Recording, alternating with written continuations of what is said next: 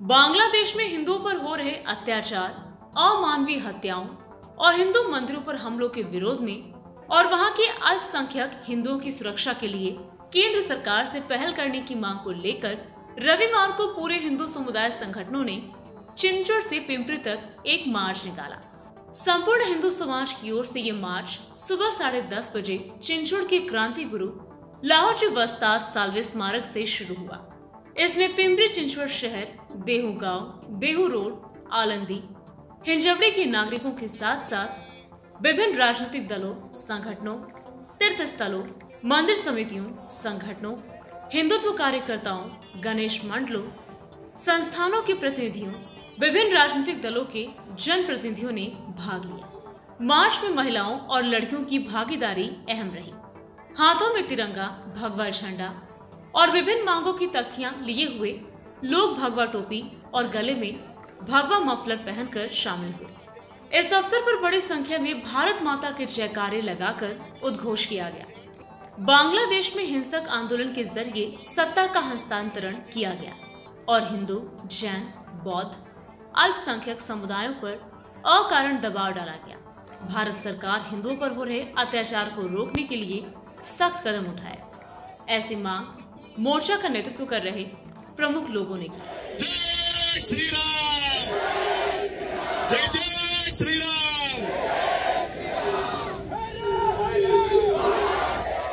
बांगलादेशामध्ये हिंदूंवरती होणारे अत्याचार, त्यांची हत्या, तसंच मंदिरांवरती होणारे हल्ले हे आम्ही कधीच सहन करून घेणार नाही। एक हिंदू सकल म्हणून सगळे हिंदू आज रस्त्यावरती उतरलेले आहेत की हे हल्ले थांबले पाहिजेत आणि हे आम्हाला केंद्रापर्यंत पोहोचवायचं आहे आणि केंद्राने याच्यावरती काहीतरी निर्णय घ्यावा आणि बांगलादेशाला चांगला चोप द्यावा अशी आमची सगळ्यांची मागणी आहे। म्हणून सर्व हिंदू आता रस्त्यावरती उतरलेले आहेत। पूर्ण महाराष्ट्रातच नाही तर देशभराचे हिंदू आज रस्त्यावरती उतरलेले आहेत।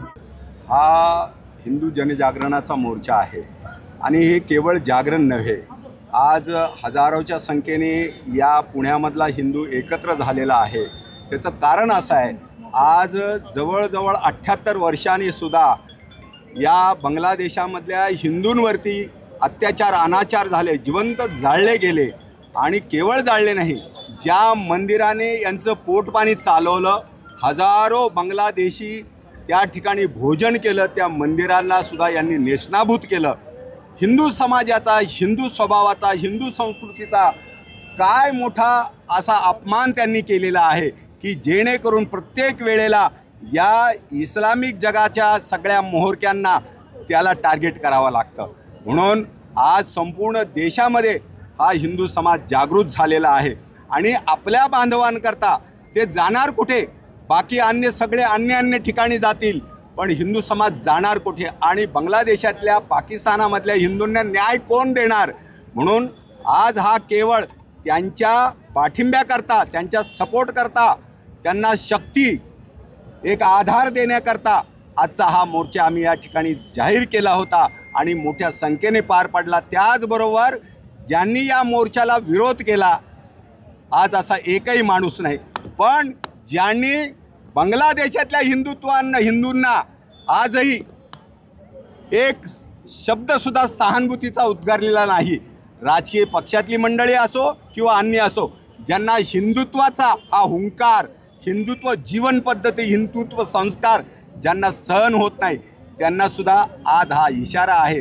नाही, राष्ट्र कमी पडत नाही। आमची जी राष्ट्रीय भावना जी आहे ना, आमची राष्ट्रीय भावना कुंकोत झालेली आहे, ती मरणपंथाला लागलेली आहे आणि त्याच्याकरता कुणाला ना कुणाला मरावं लागतं। मग तो जम्मू काश्मीरचा हिंदू मरतो, बंगालमधला हिंदू मरतो।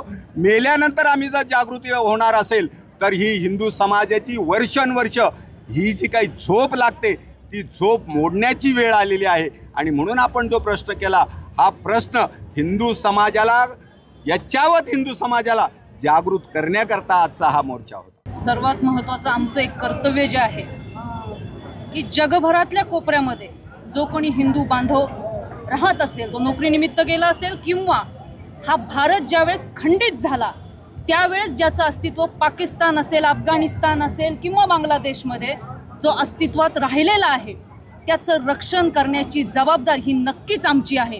कारण आज जर पाकिस्तानमध्ये बघितलं तर स्वातंत्र्याच्या वेळेस जितका टक्के हिंदू तिथं होता तो आज 1% आलेला आहे. म्हणजे याचाच अर्थ जिथं जिथं आमचा हिंदू बांधव खंडित झाल्या वेळेस होता तो कमी झालेला आहे. त्याच्यावर अत्याचार होतोय, त्याचं धर्मांतरण होतंय, तिथल्या माता भगिनींवर अत्याचार होतोय, अन्याय होतोय. अक्षरशः आमची लहान मुलं भाल्यावर झेलून मारली जातात. अशी परिस्थिती असताना नक्कीच त्या अखंड भारताची अजूनही आम्हाला कुठंतरी स्मरण आहे. आणि जगभरातल्या जिथं जिथं हिंदूंवर अन्याय होईल तिथं तिथं आम्ही केंद्र सरकारला नक्कीच विनंती करणार की ज्या देशामध्ये आमचा बांधव आहे तो तिथं सुरक्षितच राहायला पाहिजे. Bureau report, 20 news, Pimpri Chinchwad.